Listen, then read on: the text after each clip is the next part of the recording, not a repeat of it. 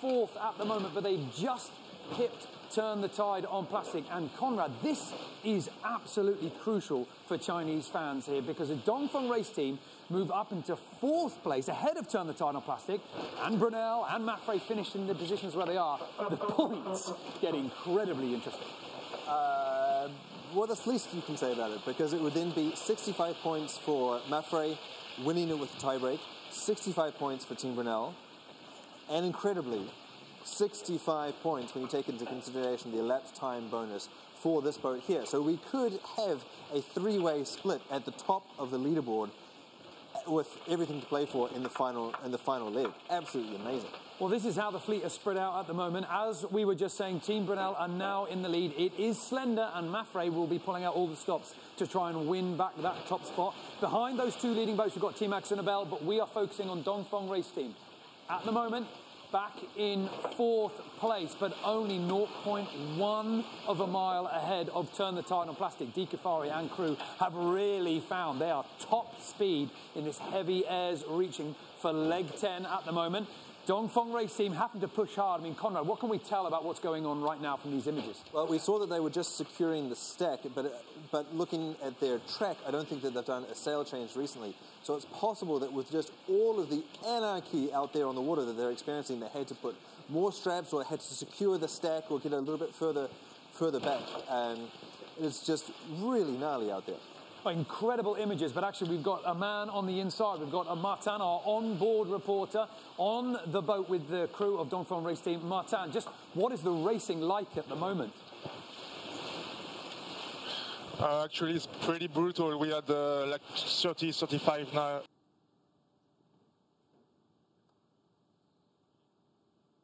On the tide on Axel Nobel, it's just crazy, and the condition on deck, the condition on deck are just crazy for this guy.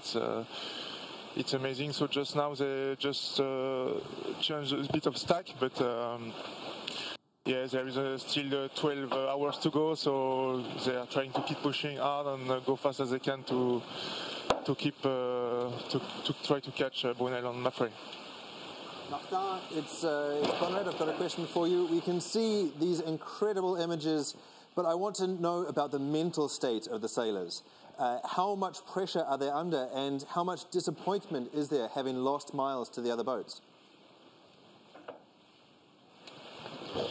Well, for sure, this night was really hard we are really stressed on board. They are trying to find the solution to go fast, but I don't know why, but we were a bit slow. But yeah, it's really hard, but it's never finished. You know, the end, it can be the same scenario as Newport. Not the same scenario as the win, but it's never finished until the end. So they just try to stay focused and try to be competitive and try to sail really fast until the end. Martin, there has been a lot of speculation online, lots of people tuning in and watching what is going on. But just to clarify, there's no sail damage, you haven't hit anything, there's no particular incident that explains why you're a little bit slower than the other boats. No, there is all good on board. You can see on the footage, and we have all the sail we want, so it's all good. But I don't know exactly what's happened this night, but maybe something in the keel, but they have double checked many times. No, nothing, but I don't know. And what about the rest of the crew, Martin? I mean, skipper Charles Cordrillia, how is he holding up? Is his emotions out there, or trying to keep morale high? It's hard. These guys spend a lot of time at the chart table watching at the number. So yeah, for sure this night was not a really good mood on board, but now it's they try to forget what's happened this night, and it's a new day, so it's a new start. There is still a lot of miles to go, and they stay focused on now they are really focused until the finish line. And what do they know about the race that's going on around them? We know that they have the AIS system on board. Are they aware of what positions are going on in the front with Team Brunel and Maffrey? Actually, we don't have Maffrey and Brunet anymore on the IAS.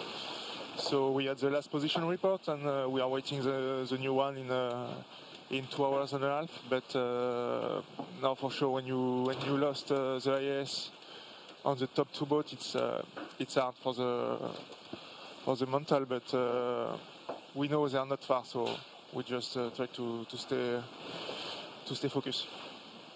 Martin, thank you so much for taking the time. I know you've got an awful lot on. What we'd love to see, if you don't mind, is we'll let you get back to your media station, and if you can cycle through some of the cameras to give us an insight as to what's going on, that would be fantastic. Copy. Thank you, guys. Well, that was our onboard reporter down below at the media station. And all our reporters have been embedded on these boats, bringing us back the images, the blogs, the photographs, and all these amazing moments. Because if you've just joined us, there is something extraordinary happening out here on the water. We knew that leg 10 was going to be crucial. We knew that these last 2 European legs were going to be the deciding factor. And right now on the water, it seems like today it is all coming to the front. Team Brunel have really put into the push. They have moved just ahead of Maffrey. Dongfeng race team now fighting back after a slow evening out at sea. They've managed to overhaul, turn the tide on plastic, but just by the slendest of margins. And that is going to be crucial for the points. As Conrad was explaining, if the boats finish in the positions that they are right now, we are going to have a 3-way points tie going into that final leg. It's going to be all about who beats who. This is where they are right now, 19.5 knots at times for Dongfeng race team. You can see turn the tide on plastic a little bit slow underneath them. I'm wondering here, this is reacting to other boats. You have to make changes. You have to sacrifice speed momentarily, maybe. Yeah, interesting to see that Dongfeng race team have got two reefs in the main, and it's strange to see such a big difference in between turn the tide on plastic and this boat here, given the fact that they are right next door to each other. So maybe they're going through a maneuver or retrimming. Certainly they haven't borne away from what we can see on the live tracker. But just to try and put this in perspective, Niall, you're a little bit brutal there saying that they were slow overnight, because they are blazing through a troubled sea with gusting up to 40 knots. These conditions are absolutely heinous. And just to put that in perspective, with a boat that is going relatively close to the wind, we can see that the true wind angle is less than 90, so they're on a reach, sometimes at a close reach up with their wind angle more towards the bow, sort of 70 or 80 degrees.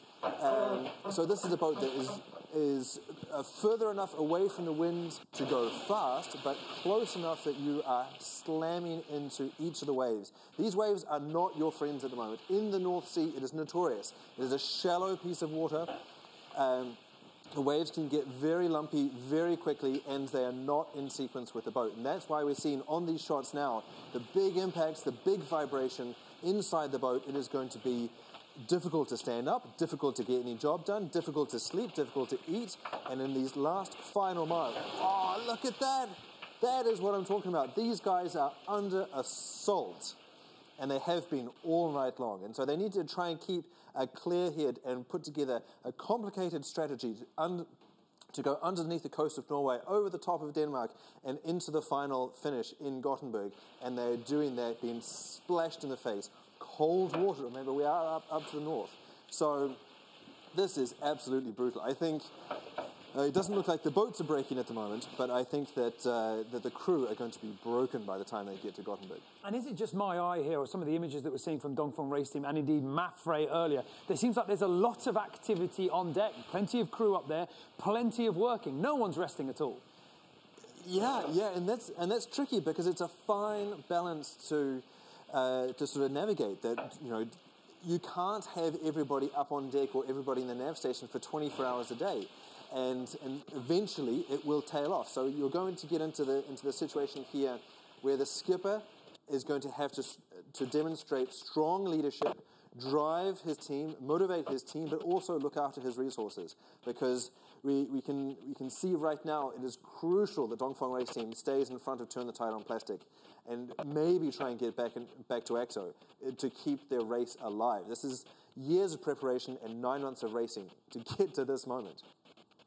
Well, this is an absolutely fierce battle. As you say, Turn the Tide on Plastic are going to be the boat that Charles Cordrelius need to keep an eye on, but their speed is down. Di Cafari is going a little bit slow right now. It could be an adjustment. It could be an extra reef going in, coming out. We are hoping to get a chance to talk to Di Cafari in a little while, so stay tuned to our social media channels because we will be bringing that. If we can get the connection working, we will be bringing that to you live. But the big news is Dongfeng race team up into 4th place, and with Team Brunel in 1st and Mafre in 2nd, the leaderboard looks set to make the final leg from Gothenburg to The Hague absolutely crucial. We could be set for a who beats who for that final finish line to decide who's going to walk away with the Volvo Ocean Race Trophy. We're going to be keeping our eye on all the developments and bringing you every small, minute little change and every push from these sailors as leg 10 continues.